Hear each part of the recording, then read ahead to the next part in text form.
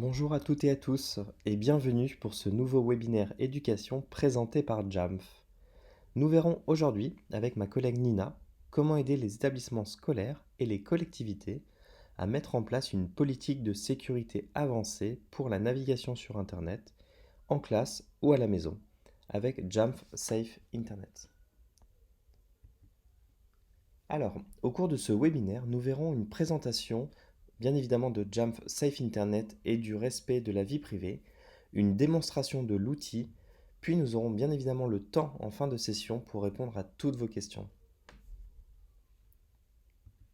Avant de commencer, je suis Guillaume Pereira, je m'occupe de l'éducation chez Jamf en France et je suis ravi d'animer le début de ce webinaire. Alors, avant de parler de sécurité, nous allons voir en quelques mots comment Jamf aide aujourd'hui les équipes informatiques et les utilisateurs en classe à bénéficier de toutes les capacités des outils Apple dans l'éducation. Notre objectif chez Jamf est de simplifier la mise en place d'un projet numérique, que ce soit autour de l'iPad ou autour du Mac.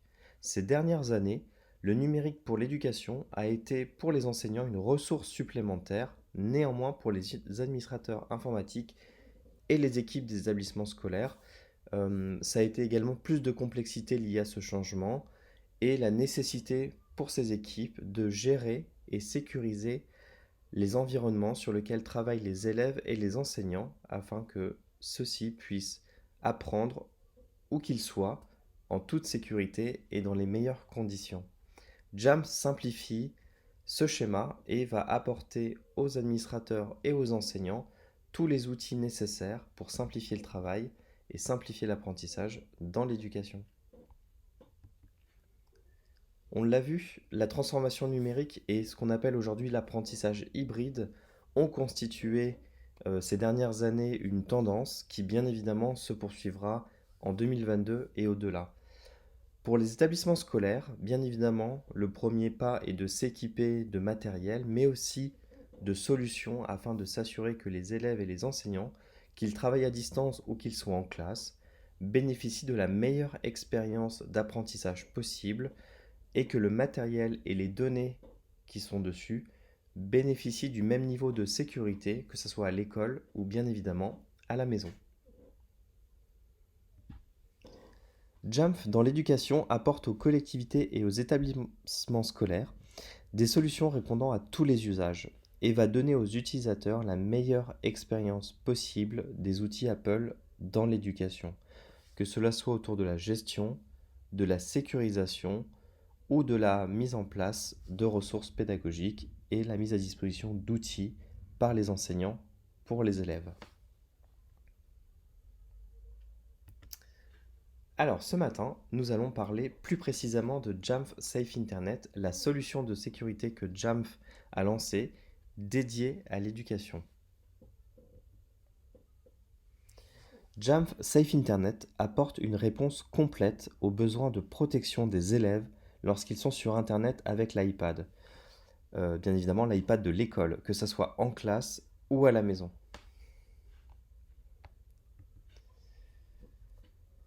Bien évidemment, je pense que vous en êtes tous conscients, on en est tous conscients aujourd'hui. L'éducation, comme tous les autres secteurs, peut bien évidemment faire aussi l'objet de piratage ou de tentatives d'intrusion. C'est pourquoi lorsque l'on parle d'environnement sécurisé, on va bien au-delà de la simple navigation web et la réponse à ces menaces doit être prise en compte aujourd'hui par les référents numériques, les administrateurs informatiques et aussi bien évidemment par les enseignants et les élèves. Pour répondre à ces nouveaux enjeux et apporter aux utilisateurs un cadre de confiance défini par l'école ou la collectivité, nous avons lancé Jamf Safe Internet que nous allons voir aujourd'hui un petit peu plus en détail. Jamf Safe Internet s'appuie sur 4 piliers. Le premier pilier est bien évidemment ce qu'on appelle le filtrage du contenu au sens large, que ce soit le filtrage de sites internet, mais aussi la protection contre les logiciels malveillants ou les outils de phishing. Ce qui va être intéressant également avec Jamf Safe Internet, c'est que Jamf veille non seulement à ce que les élèves n'aient pas accès aux sites web inappropriés, mais aussi à ce qu'ils soient protégés contre toutes les menaces qui existent aujourd'hui sur le réseau. Un des autres points également clés de Jamf Safe Internet est l'intégration avec un outil de déploiement comme Jamf School, que les administrateurs peuvent configurer facilement sans jamais quitter l'interface familière de Jamf School qu'ils connaissent. Et bien évidemment, dans cette logique d'éducation, ou d'accès à l'éducation, c'est Jamf Safe Internet bénéficie en fait d'une interface dédiée à l'éducation, facilement accessible, qui permet aux référents numériques, aux enseignants ou aux administrateurs, bien évidemment, d'avoir accès à tous les outils de filtrage et de protection à travers Safe Internet dans une console plutôt facile à appréhender. Et nous allons bien évidemment nous appuyer chez Jamf dans notre logique de ce qu'on appelle Apple First, donc Apple d'abord, toute la confidentialité aujourd'hui qu'apportent les outils Apple, et nous appuyons sur cette technologie-là pour prévenir les contenus illicites qui peuvent porter atteinte à la vie privée des élèves, bien évidemment. Jamf Safe Internet, c'est aussi une connexion avec Jamf School en un clic et une intégration qui va permettre de déployer Safe Internet aujourd'hui sur vos appareils iOS, iPadOS et macOS sans jamais quitter la console Jamf. On va voir avec Nina après comment créer un profil de Safe Internet qui va vous permettre en fait de faire le lien entre Jamf School et Safe Internet, et ensuite comment ce profil pourrait être mis à disposition avec l'application Jamf Trust sur vos appareils pour commencer à les protéger, que ce soit en classe ou à la maison. Et donc je vais maintenant passer la main à ma collègue Nina qui va vous présenter plus en détail comment fonctionne Jamf Safe Internet et comment se fait l'intégration avec Jamf. Puis nous aurons l'occasion bien évidemment de répondre à vos questions en fin de webinaire. Je vous remercie. Merci Guillaume. Je suis Nina Semeté, Inside Sales Engineer chez Jamf, et je vais vous présenter Jamf Safe Internet de façon un peu plus technique. Une des notions importantes de Jamf Safe Internet est la notion de respect de la vie privée. Jamf croit en la vie privée des élèves et des enseignants, et c'est pourquoi Jamf Safe Internet a été conçu pour la protection plutôt que le contrôle et l'inspection. Jamf Safe Internet utilise la dernière technologie DNS over HTTPS, ou appelée DOH, pour assurer la sécurité des élèves et des enseignants sans porter atteinte à leur vie privée. DOH est un protocole permettant d'effectuer la résolution DNS via le protocole HTTPS. L'un des objectifs de cette méthode est d'accroître la confidentialité et la sécurité des utilisateurs en empêchant l'écoute et la manipulation des données DNS par des attaques de type man in the middle, en utilisant le protocole HTTPS pour crypter les données entre le résolveur DNS du client et le serveur.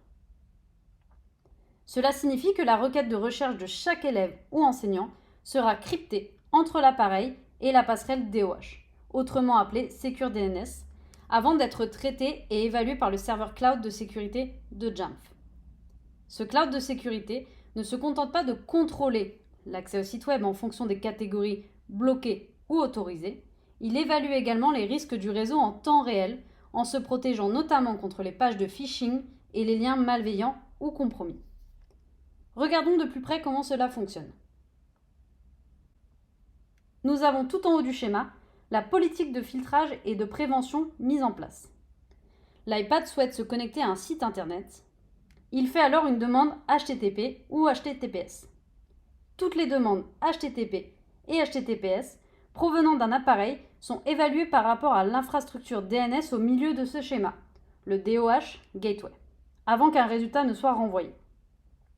Lorsqu'un appareil navigue vers un site web, celui-ci est validé pour déterminer s'il est sécurisé et s'il est autorisé par les politiques appliquées. Si le site web est autorisé et ou sécurisé, l'appareil reçoit l'adresse IP du site web et la page est chargée. Si au contraire le site n'est pas autorisé et ou sécurisé, l'appareil reçoit la page de blocage Jamf Safe Internet. Regardons en pratique comment cela se passe sur l'iPad d'un élève ou d'un enseignant. Sur cet iPad élève, j'ai la possibilité d'utiliser Safari et d'effectuer une recherche dont j'aurai besoin pour mes devoirs. Par exemple, je peux chercher volcan. Je peux également aller sur Wikipédia et récupérer des informations dont j'aurai besoin, ou même aller dans Images afin de récupérer des images sur ce thème. Cependant, si j'essaie d'accéder à Netflix, qui est une catégorie bloquée par mon école puisqu'elle est considérée comme une catégorie film, je peux faire la recherche Netflix, mais si j'essaye de cliquer pour ouvrir le site, j'ai immédiatement la page de blocage de Jam Safe Internet. Ce blocage fonctionne que je sois sur le Wi-Fi de l'école, le Wi-Fi de la maison, ou bien même en partage de connexion depuis un iPhone par exemple. Il fonctionne également si j'essaie de me mettre en navigation privée ou si j'utilise un autre navigateur que Safari. Maintenant que nous avons vu comment cela fonctionne sur l'iPad de l'élève ou de l'enseignant, penchons-nous sur la partie administrateur, à savoir la question de la console Jam Safe Internet. Pour certaines écoles et administrateurs informatiques, le déploiement doit être simple et rapide. Pour d'autres, au contraire, les règles doivent pouvoir être personnalisées le plus possible. C'est pourquoi nous avons créé une nouvelle console dédiée à l'éducation qui vous permet de comprendre les effets de vos actions, de personnaliser vos besoins et d'affiner votre environnement. Les règles par défaut bloquent les contenus les plus dangereux et sont conformes aux listes de catégories bloquées minimales recommandées par de nombreux pays. Mais d'autres pré-réglages sont disponibles, comme par exemple bloquer les contenus improductifs. Bloquer les contenus improductifs bloquerait l'accès notamment aux médias sociaux et les jeux pour que les élèves restent concentrés. En outre, les administrateurs peuvent personnaliser chaque politique de manière plus détaillée. La console Jam Safe Internet offre également une vue complète des catégories bloquées, de l'utilisation du réseau et de la prévention des logiciels malveillants, du spam et du phishing dans une approche respectueuse encore une fois de la vie privée qui n'inspecte pas les moindres faits et gestes des élèves ou des enseignants. La console Jam Safe Internet, comme je disais un peu plus tôt, est vraiment dédiée et adaptée à l'éducation puisqu'elle a été créée uniquement pour des besoins dans l'éducation. Il existe d'ailleurs dans cette console des flux de travail qui sont destinés à l'éducation, comme par exemple la possibilité de vérifier les noms de domaines, qui vous permet de voir comment nous classons un domaine, dans quelle catégorie il est classé, et de demander un changement si vous pensez que c'est une erreur ou qu'il n'est pas dans la bonne catégorie. Bien que vous puissiez personnaliser les règles de blocage, vous pouvez également sélectionner des règles prédéfinies, simples, qui définissent rapidement votre politique. Jam Safe Internet configure vos règles pour bloquer les contenus qui ne sont pas conformes aux réglementations locales sur la sécurité des enfants sur Internet. Cela inclut les catégories de sites pour adultes, de jeux d'argent, les sites illégaux, etc. C'est cette première catégorie que nous avons juste ici. La deuxième catégorie est la catégorie bande passante élevée, qui bloque le contenu qui consomme une grande quantité de données. Il s'agit notamment de l'audio, de la vidéo, des réseaux sociaux, des jeux et du stockage de fichiers.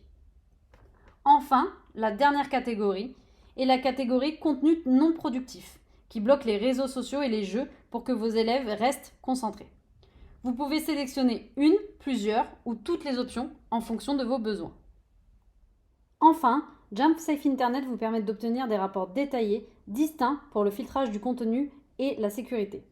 Consultez les requêtes qui ont été autorisées ou bloquées au fil du temps pour vous aider à comprendre l'utilisation et les besoins des élèves et des enseignants.